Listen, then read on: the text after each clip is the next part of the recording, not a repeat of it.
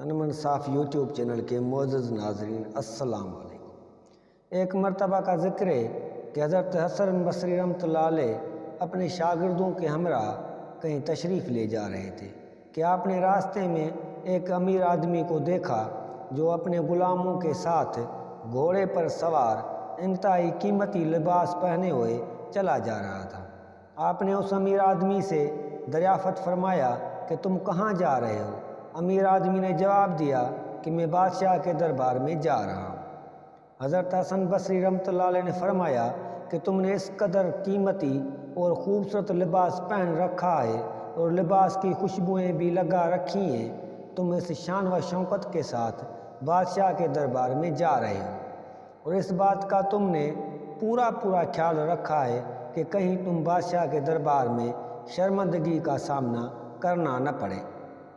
حالانکہ حقیقت یہ ہے کہ بادشاہ کے دربار والے بھی تمہاری ہی طرح کے انسان ہیں۔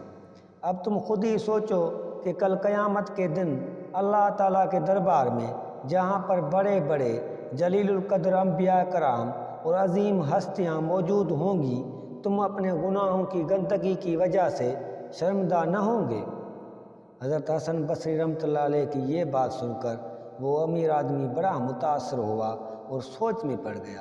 آپ نے اسے سوچ میں پڑے دیکھا تو فرمایا، مجھے یہ بتاؤ کہ تم نے کبھی اپنے گھوڑے پر اس کی ہمت سے زیادہ بوجھ ڈالا ہے؟ امیر آدمی بولا، کبھی نہیں۔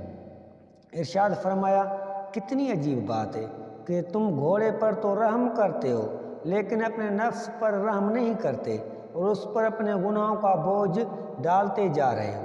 کبھی سوچا ہے تم نے کہ اس کا انجام آخر کیا ہوگا؟